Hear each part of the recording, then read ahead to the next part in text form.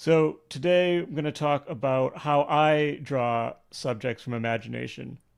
Before I get into it, let me just do a brief explanation of who I am and what these classes are all about.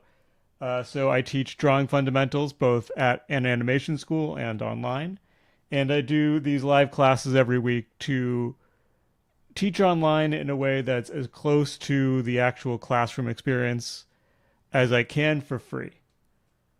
So what's difference between this and a regular YouTube video is I want this to be more interactive because I think that's how learning happens best. It's not just me giving information at you, it's a back and forth. So I can give you the information that helps you the most and explain it in a way that makes sense to you specifically, as opposed to just explaining it the way I think makes sense and you may or may not connect with it. So to make this more interactive, I would encourage you to let's have a back and forth. So if you are on the Discord and you will have something to say, just go ahead and say it into the mic. Don't worry about interrupting me. In real life classes, I can see people's faces, so I know when to stop talking and let other people talk, but online I don't have that. So instead, just interrupt me. Don't worry about being rude. If you don't want to talk into the mic, then you can just type into the chat and I will read it out. Let me guess, you use forms. Um, yeah, but maybe not in the way that you're thinking. Um, so yeah, let me just get right into this then. So you may, when you, let me collect my thoughts. Okay. If if you see a tutorial video on how to draw a T-Rex or a tutorial image on how to draw a T-Rex, it probably looks something like this. I start with basic forms and a structure, and then I add some details, and then I draw the rest of the T-Rex. And this isn't dishonest. This is kind of how I approach it, but it's missing a lot of context. Like, especially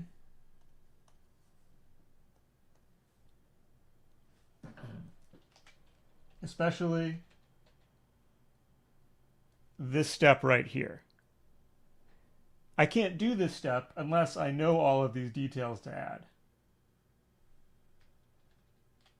So even if you did draw these basic forms perfectly as I did here, and maybe not perfectly, but you get the idea. You were able to match what I did.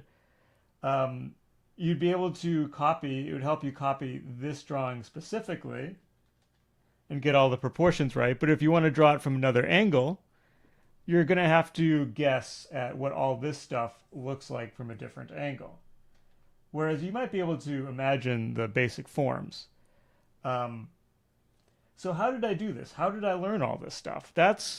I think that's much more valuable than the tutorials where it's just a few pictures and then you have to figure it out, or the tutorials where it's step by step, where the step is just as this like draw the rest of the owl movement, draw the rest of the owl moment right here.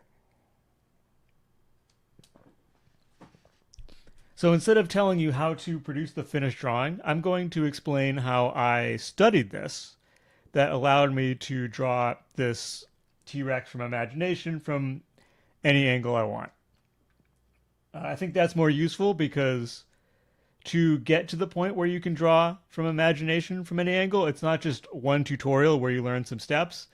You have to learn the subject matter so that you have that visual memory of the subject to draw from. So this class was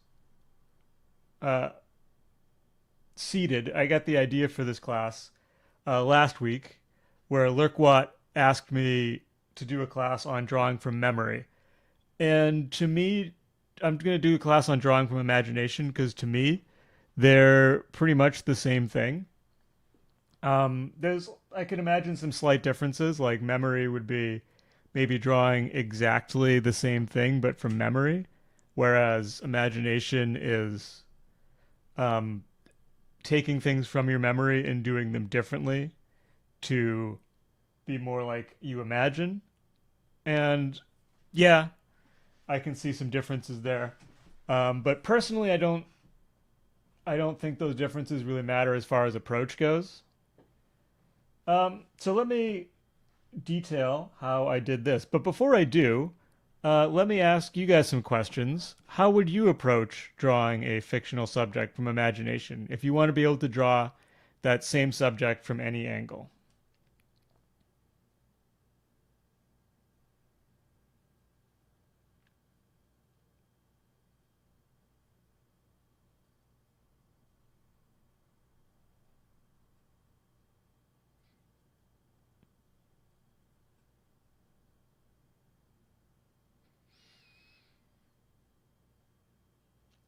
Break it down into something I'm comfortable drawing.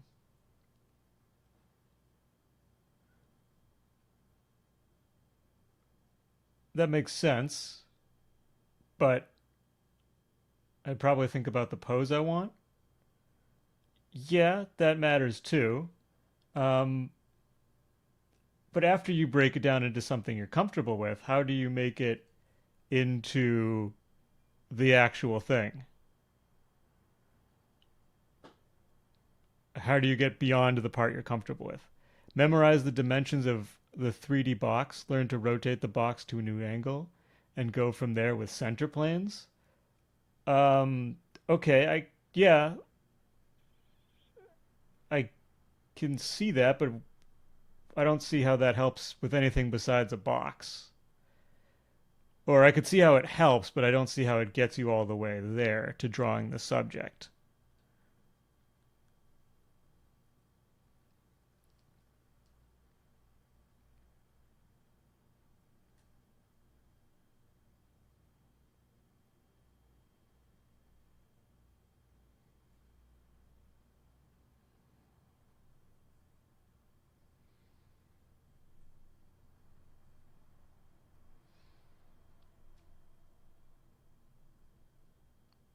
For those of you watching on YouTube, people are typing. That's why I'm quiet.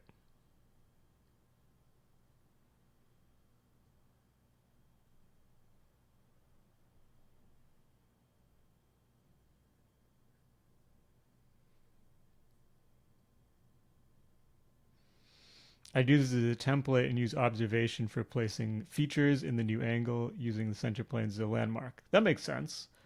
I would pick shapes I'm comfortable with, think how they are similar to parts of the object, memorize it, learn to change the shapes into the actual parts, something like that. Yeah, we might be talking about similar things. Let me show you how I did it. And hello, Nerfty. Um, because to me, when you're drawing to learn to draw a subject, you have to draw the subject, which is, when it's something like figures where you can actually go see in real life, then that makes sense. When it's something like a dinosaur, which I can't actually go see, I have to study from other sources. So the first thing I did was just went into my archives, went onto Pinterest, and just found a bunch of reference. Just wanted to look how other artists did it. And I did studies of the reference. So this is like the observation part. This is the closest thing I can do to observation since it's not a real animal that I can go study. Um, and I don't know how many. I have a lot here. Go through them individually, maybe. But they're various degrees of complexity, various degrees of realism. Like there's 3D models, there's drawings. Um, I think if I go back further, there are like this isn't a T Rex, but it has elements that I can study and see if I like.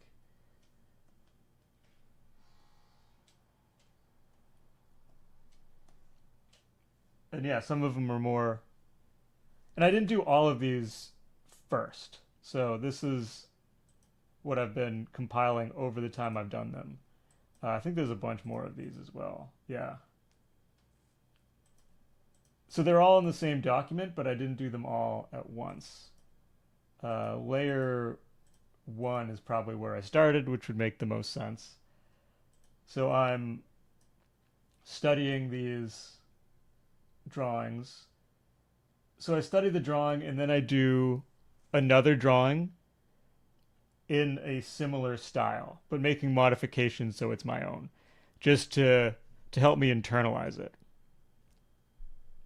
The next part that I did, which I think is an important step, is I test my ability to recall what I've learned. So just doing studies without recall, to me, it doesn't really teach you the recall part. It just teaches you to copy. Let me find these. Um,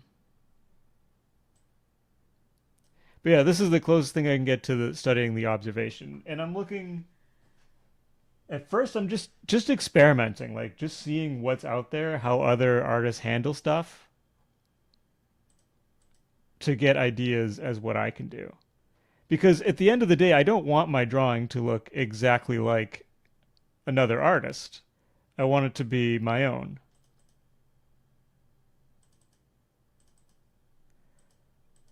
So the next thing I did was I would do my own versions. Is this coming up on camera? Yeah. Do my own versions in my sketchbook later on. And this is without reference. And they weren't very good when I started. They're kind of wonky. The structure. Do you also do the studies by drawing master copying? Um, yeah, I mean, I think that's what I described, right? That I'm doing copying these drawings from other artists. I would consider that master copying. But these are from my sketchbook without any reference, just me seeing how much of what I learned I can recall. And I feel like my structure is not very good in these early ones at the time, because when I'm doing these without reference, I really learn a lot about what I don't know. Like I remembered the scales and stuff, but I couldn't recall like the structure. I couldn't recall the like larger forms. So that told me what I needed to study. I needed to think about the forms more. And this is where I found a 3D model. Let me find that again. It was Sketchfab T-Rex skull.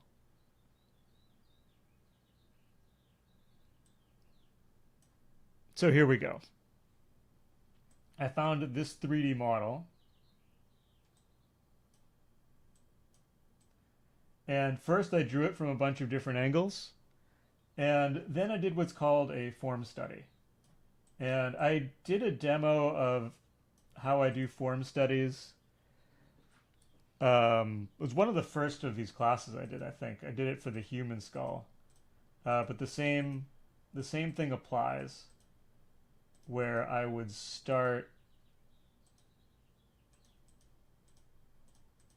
I'd start with a box, and then I would draw the skull into the box. The box isn't to, it's not to establish the proportions, it's to establish the angle. So I draw the skull into the box from imagination or from memory, depending on how you want to think about it. And then I would compare it to the 3D model and I would make corrections. Every time I make these corrections, I'm fixing what I don't know. So I like to think of it as having like a model in my brain, like a mental model of the skull that I'm building. And it's not very good at first. It's inaccurate. It's missing a bunch of information. And when I do these form studies, I try to recall from my mental model. And then I correct where my mental model is wrong by comparing it to the actual model. And with practice, then I update my mental model more and more, refine it more and more until I've internalized it.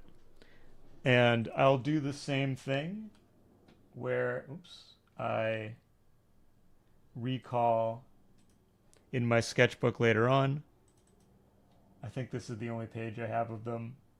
So this is upside down, but also this is with no reference. This is me just trying to test my mental model. Where am I struggling? What don't I remember? So the next time I study, I focus on those areas where I don't remember. And over time I get better at the skull. I also go back and do more of these. So I'm not like just skull, just master copy. I kind of like alternate between them and still doing those recall ones from imagination in my sketchbook. And as I'm doing this more, they start getting better. So the ones with the stars next to them are the ones that I'm doing without reference. And granted, they look kind of similar to the ones I did from reference, but that's kind of the idea, right? I'm taking the reference and reimagining it. And there's that one that was in the cover. That's a smart way to improve. I do really suck at drawing from imagination. Well, this is a good way to improve at it. Um, and yeah, just keep repeating this process and refining it. But eventually, I do reach a point where I start trying to simplify the skull. So this is the basic forms part, right? This is where a lot of people start. But the problem with starting here is if you can't simplify something well if you don't know what it looks like in its complexity. When you simplify, you're removing you're removing information to make it more memorable, to make it easier to memorize. Um, but if you don't know what information you're removing, your simplification is probably not going to be very good. Like the idea of the simplification is you can start with the simplification and then you can fill in the information that you know is there. It afterwards, like it gives you a structure to fill in the rest of that information from. But for that to work, you have to have some idea of the information that you're filling in. It's like it's like writing an outline for an essay. Um, if you don't know the material, writing an outline, the outline might be fine, but then when you go to flesh out your arguments, like to reference the material, like why your arguments make sense, supporting evidence, that kind of thing, it won't work because you don't know that information. You could go look it up, but then we're back to where we were before. So this at this point, I started figuring out how I could simplify the skull. So I'm taking complex drawings of the skull and simplifying them down into something that's only a few shapes or a few forms that is much easier for me to rotate in my mind. And then I would draw them as a start and then fill in the rest. So once I'm here, this is the part where I'm starting to feel pretty confident in it. And then I'm, oops, see if I can find some later sketchbook drawings. So this is the part where my sketchbook drawings start getting better, where I have a better grasp of the structure underneath, and then I'm just adding the details on top. Um, you can't. I don't know if you can really see it, but if there's really faint lines, you can kind of see them where they're outside of the final drawing, where I did draw that structure, or at least parts of that structure, and then I used much darker lines to cover it up, so you can't see them anymore unless you're looking for them.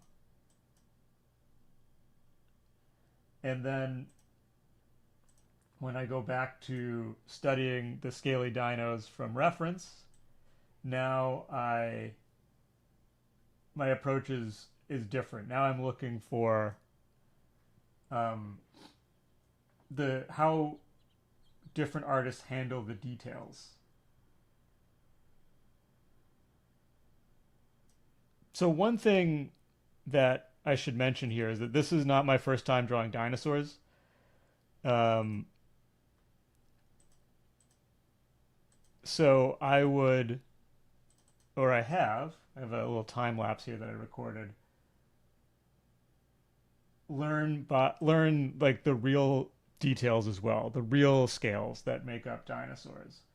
And this is another part I can do from observation, where I can actually get photos of real animals and study their scales. Like learning, and the goal of these exercises, there's two of them really. The first goal is to learn what this stuff really looks like in real life. And looking at pictures is one thing, but when you actually go through and draw it, you learn it at a tighter level. Forces you to look more than you would if you're just looking. But also, it allows me to experiment with different ways to describe scales. Because I don't want to draw every single scale, probably. In this case, I don't. So I'm looking at ways to describe some of the scales to get the forms right. And yeah, and then besides that, like I focused a lot about the studies, and then I just mentioned, oh yeah, and I draw in my sketchbook too. That draw in my sketchbook part is a really big part of this. Like I'm not just trying to I'm trying to develop the memory, all that or the visual memory, the visual library of all this stuff, but I'm also spending a lot of time trying to design it when I'm doing my own versions of it because that's the end goal. It's not to um, draw a T-Rex skull exactly correct so that I can impress a paleontologist. It's to make cool designs. So a lot of the learning is me just doing it in my sketchbook, trying out different stuff. How can I draw scales? What details do I include? What angles does this look good from? Um, I'm probably going to modify there's definitely some where I modify the proportions of the skull as well because this isn't like paleo art for your museum where scientific accuracy is important. I want it to look cool. So I'm playing with proportions and stuff like that. And that becomes, I think, the bulk of this. The study gives me the information to develop it through design, through repetition, that sort of thing. But I don't want to present this as like the one correct way to do this. This is just how I did it for this subject. With different subjects, I would approach this differently, um, depending on how complex the subject is, how much real life information there is around it, how much design I need to do versus how much of it already exists. Like if I'm doing something that doesn't have a skull, I could find similar skulls and modify it, that kind of thing. Um, so, uh, so I have to learn the complexity, and once I can draw from imagination, I can try to simplify it. Um, I wouldn't say it's like completely step by step like that. It's not like you have to master drawing it and then you simplify it. It's it's kind of part of the process. Um, like the problem with simplifying too early is you don't know the information that you're trying to simplify, but you don't need to know all of it like 100% every time before simplification makes sense, as long as you're willing to update your simplification as you go. But I would say it should be later in the process.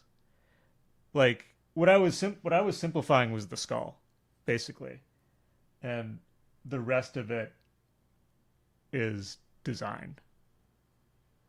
Um, Hopefully that answers your question. If it doesn't, please follow up. Yeah, I've been talking a lot, so let me give you guys a chance to ask some questions, and then I'll demo different steps of this process along the way.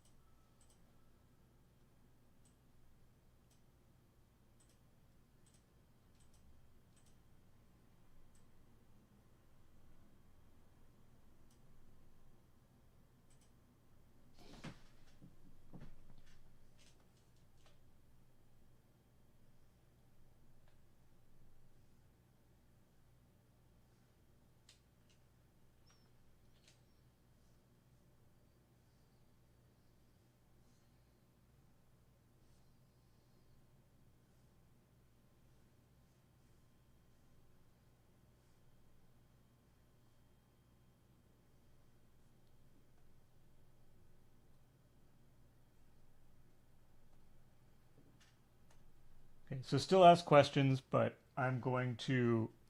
How long does it take to build the visual memory? Takes a while. Like, this is many hours of studying. Um, I can't tell you exactly how long it's going to take you because different subjects are easier for different people. I've also um, been drawing for a long time, and I've been using this approach for a long time, so I'm pretty efficient with it, but it still takes a long time.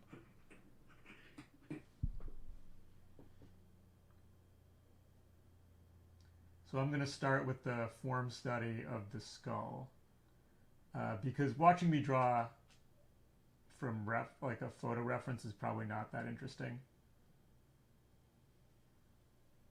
And actually, I haven't drawn these guys that much recently because I've been really busy with other stuff. So I'm probably gonna get a bunch of this wrong.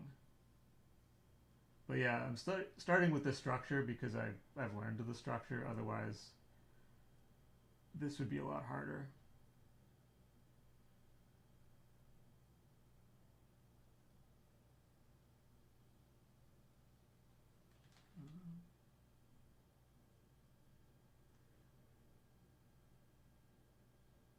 Yeah. As I do this, I remember there's stuff around here that I used to know, and now I don't know it as well.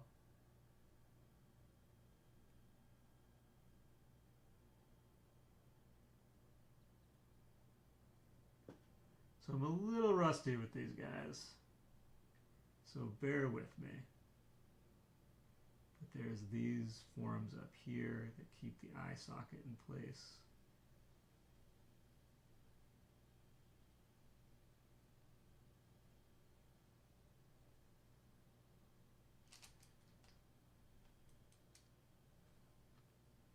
Well, skull studies let you practice drawing from different angles, but you're still locked into a static pose. There's so much more to consider: facial expression, eye placement, draw length, scales, or pose variations. How do you build that? Um, well, the purpose of the form studies is to learn the forms. All that other stuff, like facial expression, eye placement is part of the form. Like there's only one place you can really put. If you know the skull, there's only one place to really put the eye. Same thing with the jaw length. Um, Pose variation that comes from studying other artists, and it comes from experimentation, like trying a bunch of different poses and seeing what works and what doesn't. Um, Facial expression, yeah, same thing. That's experimentation, looking at how other artists do it. Scales, studying from ex- um, extant animals that have scales, studying how other artists draw scales, and just experimenting. A lot of it really is experimenting. Like if you want something to be from your imagination, you need to experiment. There's not like a right answer. There's just your taste and what you think looks good.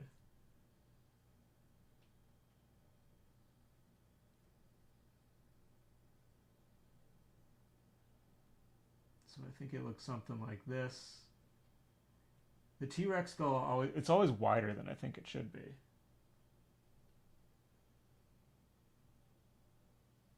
And then the back part of the skull, this is the part that I remember the least because you actually like it's got a bunch of structures and I'm being kind of vague with them because I don't remember them that well, but you don't see them on the surface except for this one where the jaw attaches. That's important. But um, there's a word for the holes in the skull, like a scientific word that I don't remember off the top of my head. But those are up there, but you don't see them. At least I don't draw them in the final dinosaur, so I don't remember them as well. I think his face needs to be wider.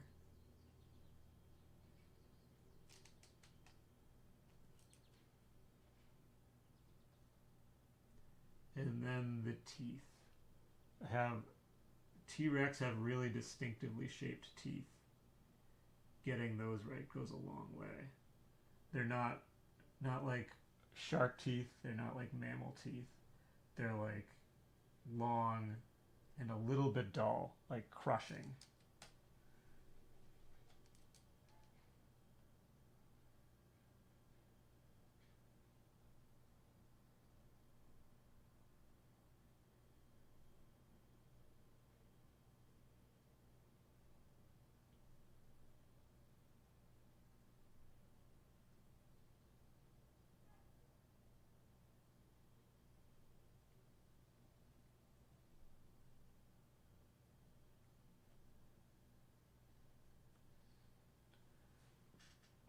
Okay, so now I will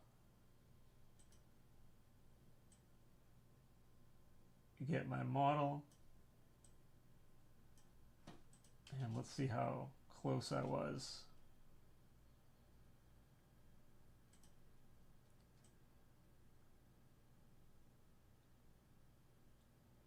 Not terrible.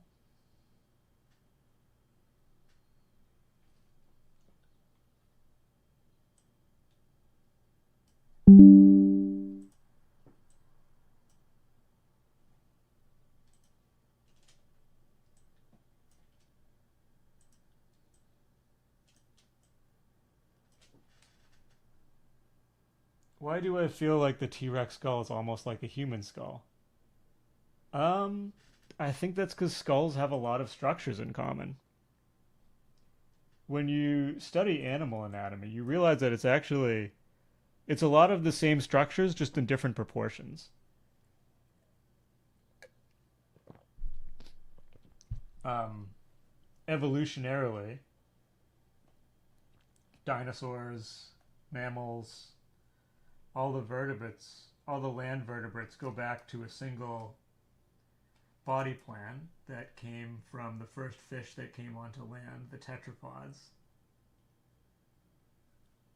So they all look kind of like that. Like we have spine, rib cage, head, shoulder blades, one arm bone at the top, two arm bones lower, and then some form of hand with rays going out. Those vary quite a bit. Then pelvis, one bone on the top, two bones on the bottom, and then the feet, same thing, kind of radiate out a bit, and then a tail. And all land vertebrates are some modification of that.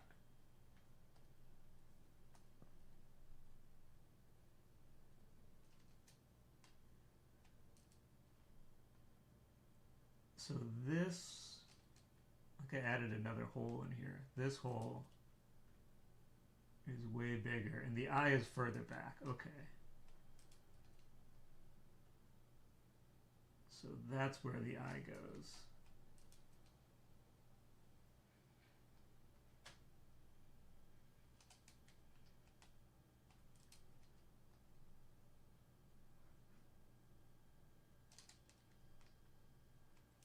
Make the jaw a little bit, upper jaw a little bit bigger.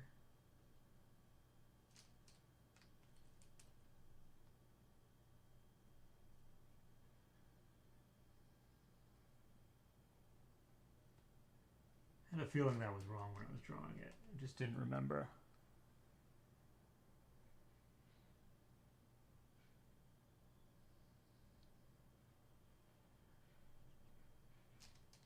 And then, yeah, that top part was totally wrong about, and I knew it.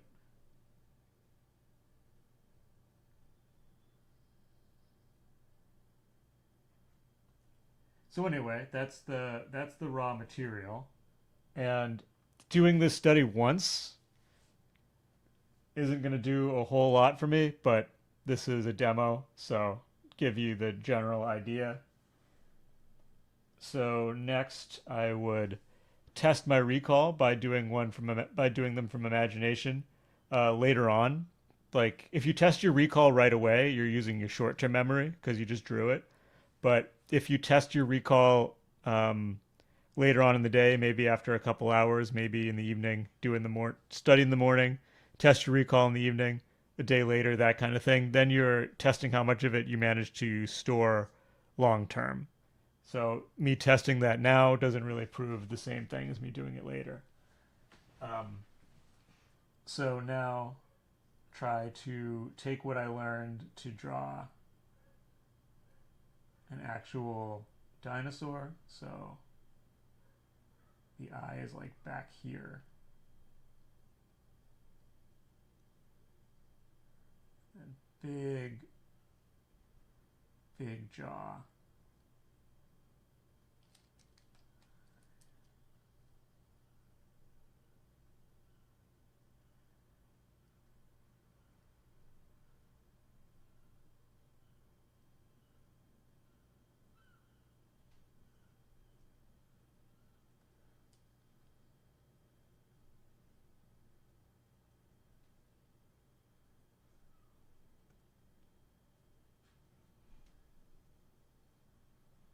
And now we'll start kind of refining the shapes. Because at the end of the day, it is a design. Like I want it to look like a T Rex, but I also want it to look cool. And this is where a lot of the stuff that I learned from studying other artists comes in.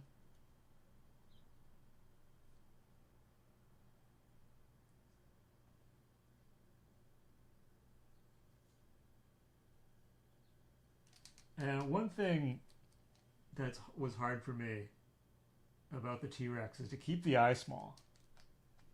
It actually makes animals look bigger when you give them small eyes. If I give him huge eyes,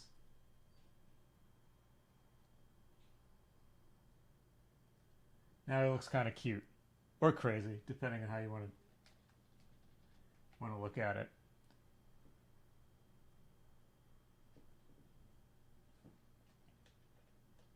And then yeah, from here out is just details.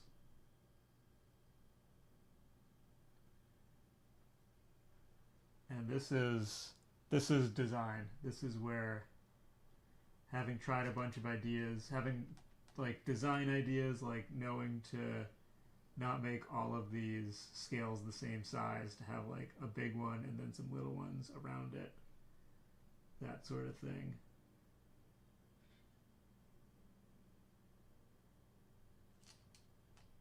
How much detail do I put in the eye socket itself? or in the eye itself.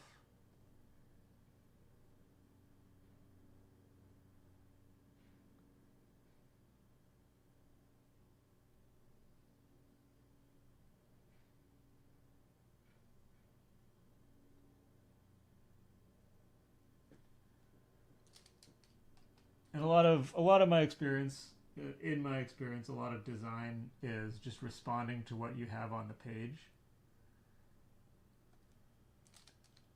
kind of building from there. Like, that looks cool, do more of that. That doesn't look cool, do less of that. That sort of thing.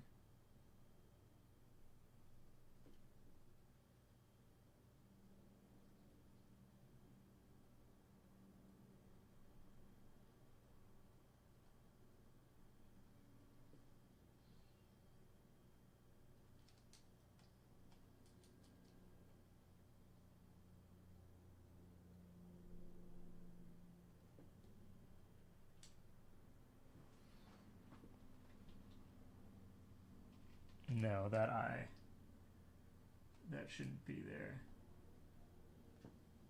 I like the idea of it, but it doesn't. It looks like it's too front facing if I leave it there.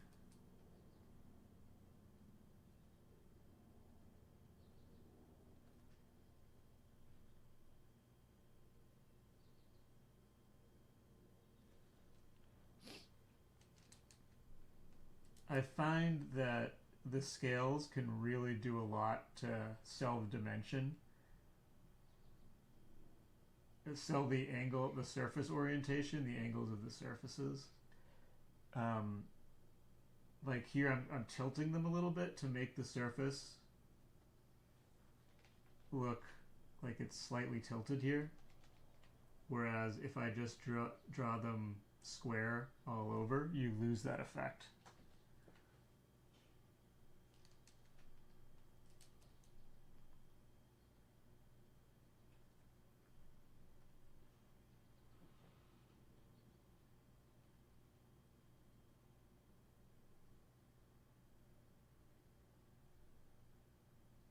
I like to add a few big scales in places. It's probably not accurate, but it looks cool on iguanas and stuff, and like crocodiles. So I do it on my dinosaurs.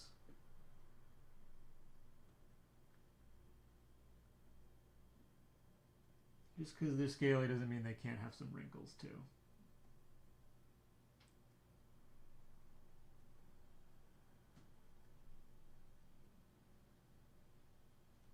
And scars.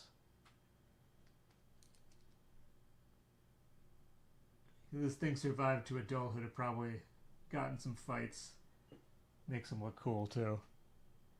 Do you take design stylization from reference studies until you develop a standard pipeline for the specific subject and then you experiment?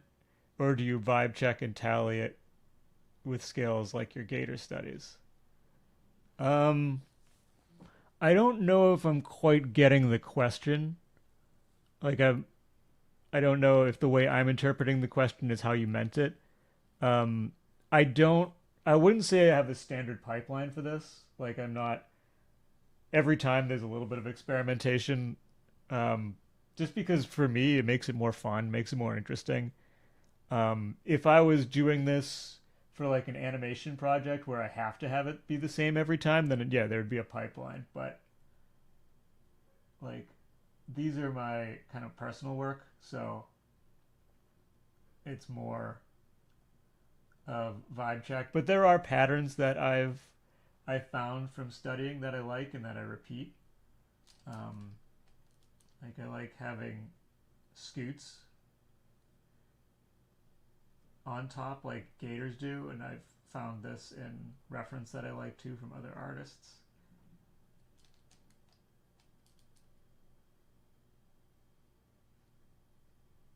I think that looks pretty cool.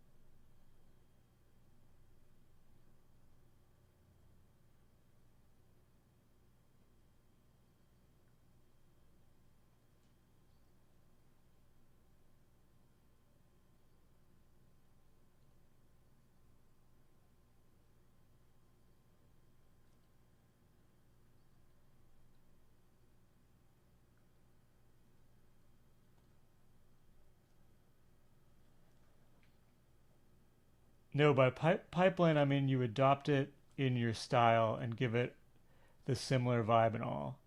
Like in this case, nailing how much scales and details would look good, or do you want to show? Um,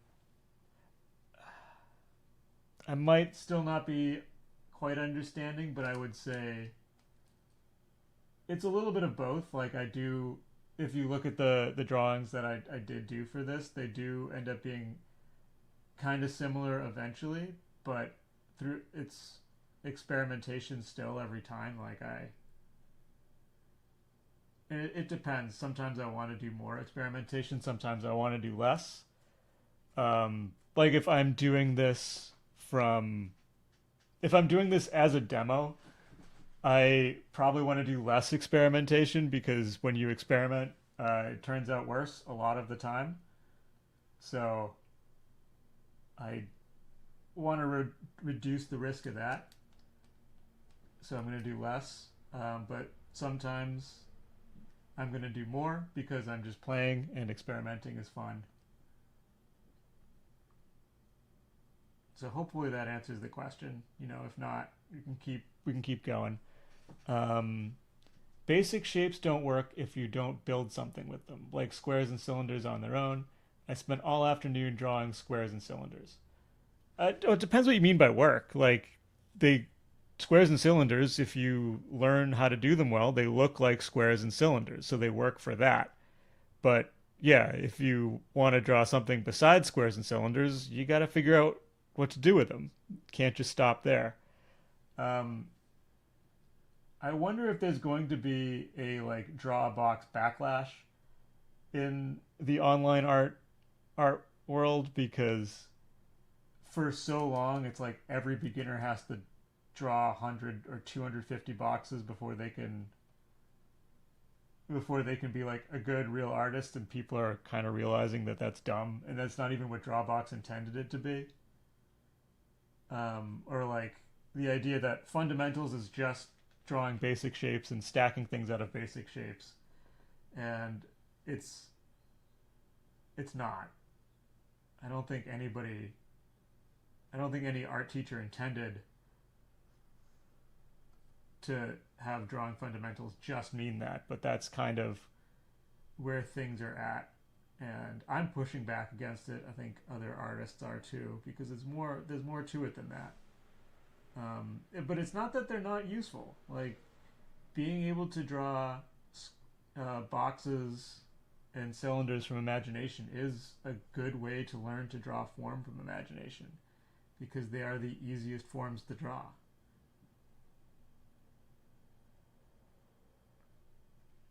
It's just you have to do more with them. You can't just stop there and think that's going to make you a good artist.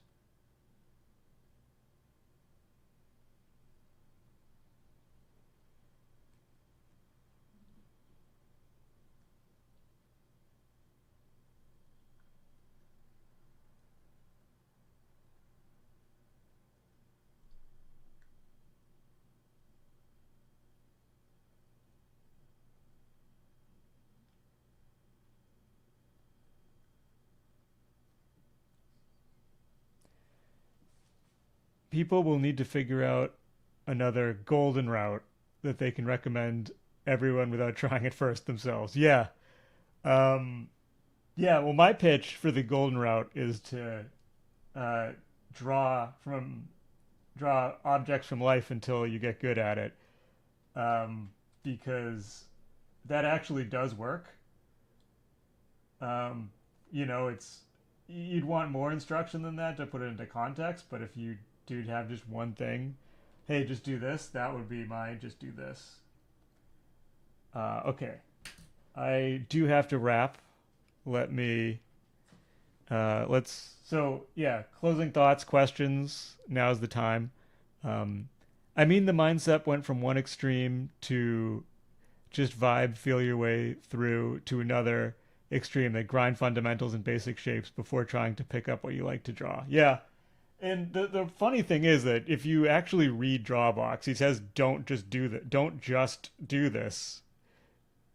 Also draw what you like.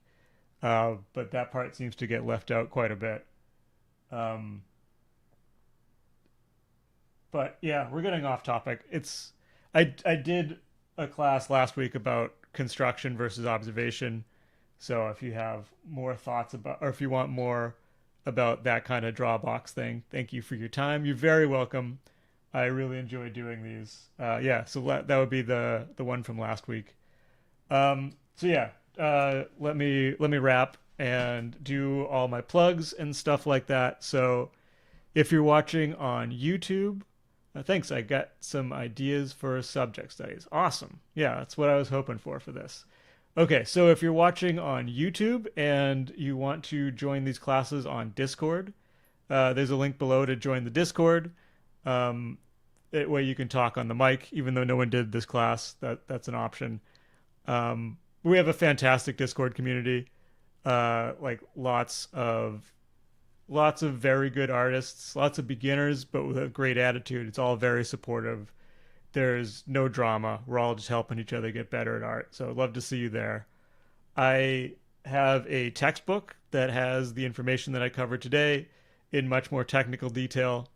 You can download that for free with the link below. I also have a course that is designed to go through the first chapter of the textbook and give you a structured approach to study. So you know what to study and when, and then you can take that structured approach and apply it to the rest of the book. The best thing I have to offer if you want to get better at drawing is mentorship. Those are one-on-ones. We meet and I give you assignments. I review your work. I keep you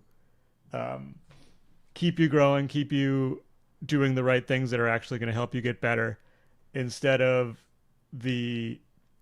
so then you don't have to worry about all the wild flow of information online where a lot of it isn't good, or it is good but you're not at the level where you need it yet.